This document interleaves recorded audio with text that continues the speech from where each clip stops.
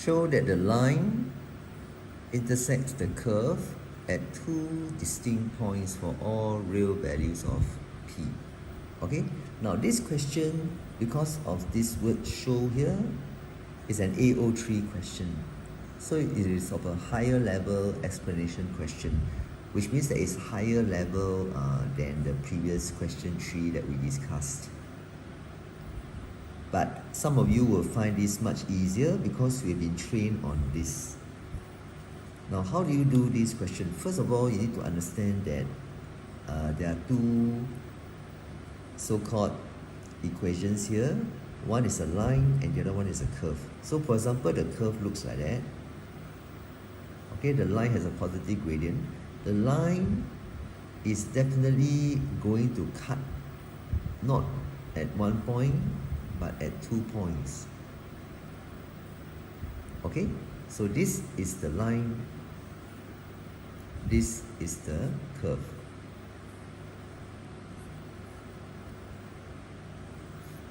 Okay, now the other cases which is not the case in this question is this one. This will be where it's a tangent, and that will be when your b squared minus 4ac is equal to 0. Okay, that means when I sub equation 1 into 2, which I'm going to do here.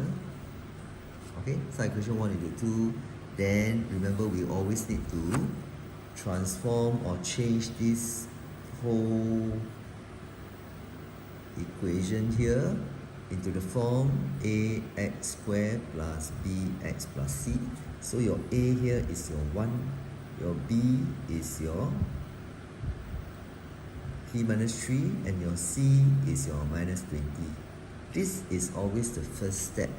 Alright, otherwise you cannot apply this discriminant formula. Okay, but I'm trying to tell you that this question, this is not the case that they want.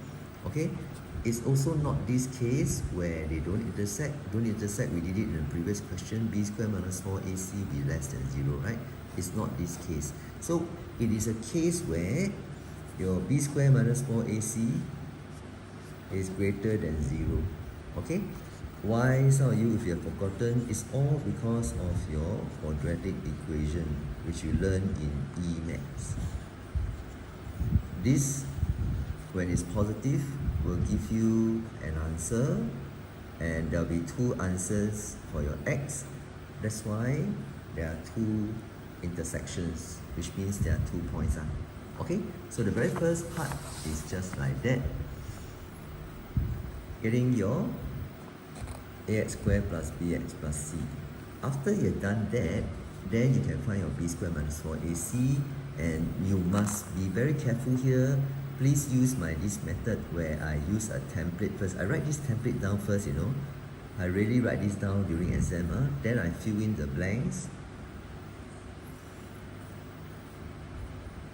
And must be very careful here. Some of you, you are expanding like that, which is wrong. It should be minus 4 times 1 times minus 20. So you use calculator if you are very weak in algebra, okay?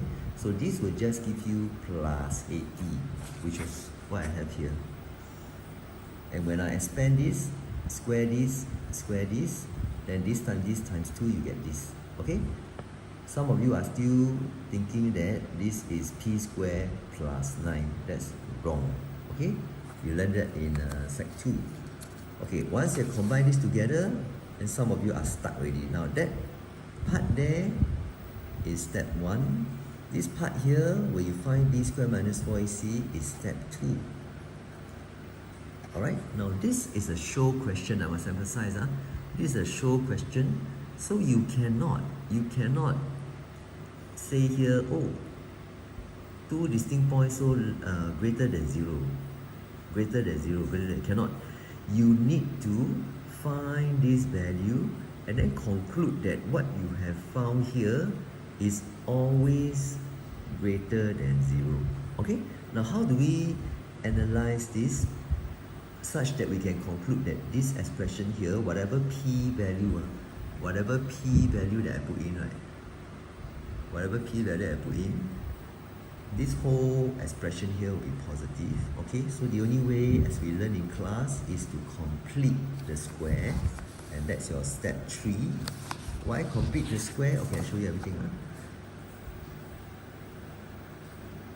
This is just a continuation here.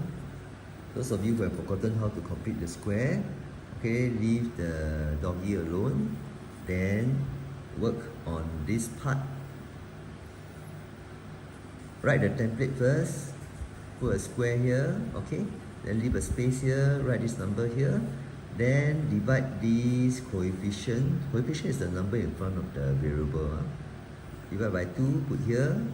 Okay, then if you don't know, you expand this is p squared plus 9, but you don't have plus 9 here. That's why you always need to minus off the square of this. Okay, then when you expand this, this times this is minus 3p, right? Times 2 is this one. So all this appears here, except there's no 9. So there's a 9 hiding here, so you need to minus the 9.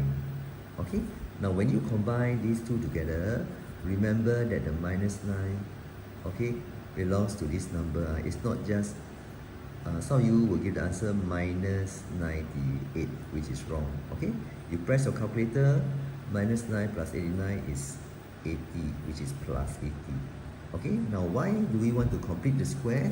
Because it allows us to analyze this, and from the perfect square, okay, we use this as a starting point.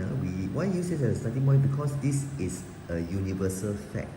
It's a fact that everybody knows is true. Okay? Then after that, you slowly work out plus 80 both sides. Now, after this, very importantly, don't mess up here. You die, because just now remember, die need to, where's my, okay, you die need to write down this conclusion, greater than 0. Okay, that means in your working, they want to see greater than 0, because this is your b square minus 4ac, right? This part here is your b square minus 4ac. How I know that? We trace back, it actually originates here. Okay, so you must make this statement, or you can say, since the discriminant is greater than 0, therefore 2 distinct points. Okay, now this part here, you cannot just stop here, alright, and then don't conclude here also. If you just write like that, and then you make a conclusion, right, you won't get the full marks. We must see this, okay, then we will give you the marks.